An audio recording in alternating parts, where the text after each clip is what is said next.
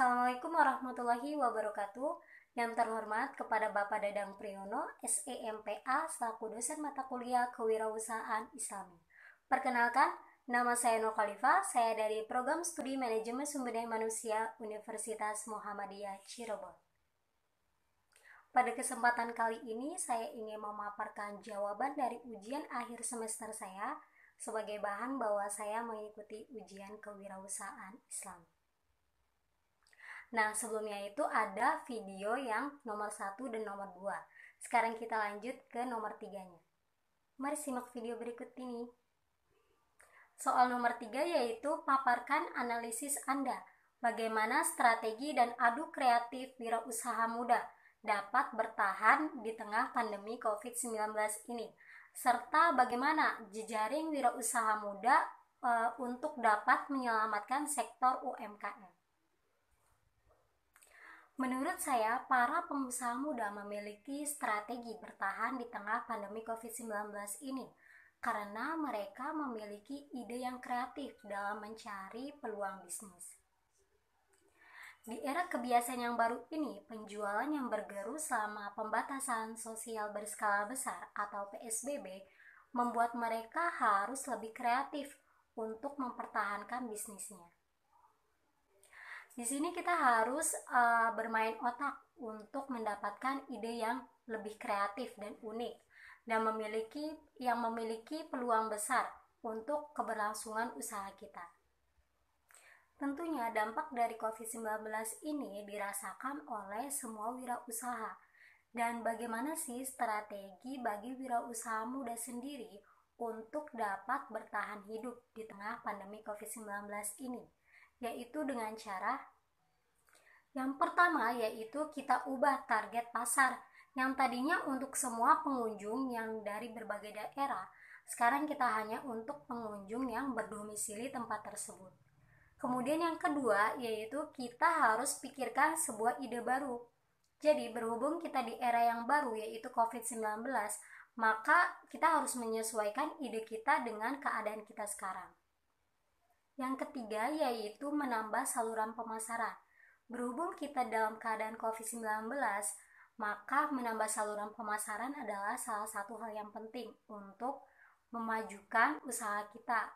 Nah, dengan cara apa sih menambah saluran pemasaran? Yaitu salah satunya dengan cara mempromosikan produk kita melalui media sosial.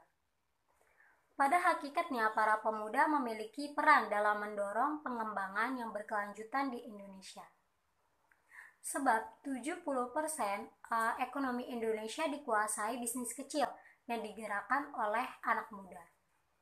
Nah, generasi muda membawa kreativitas, sifatnya destruktif namun inovatif.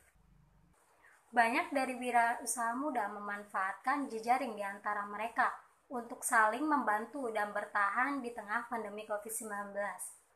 Nah, di tengah pandemi COVID-19 ini membuat dampak ke berbagai sektor usaha, termasuk usaha mikro dan menengah kecil atau UMKM.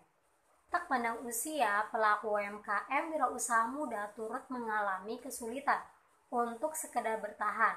Untuk bertahan, mereka memanfaatkan jejaring antara wirausaha muda untuk membangun kemitraan antara pemasok dan distributor untuk mengatasi beragam permasalahan yang dihadapi. Di saat krisis seperti ini, pelaku UMKM harus berinovasi serta memanfaatkan kenalan pemasaran dan penjualan online untuk menjaga keberlangsungan usahanya. Pandemi COVID-19 ini yaitu membuat usaha mikro, kecil, dan menengah UMKM menata ulang kembali bisnisnya.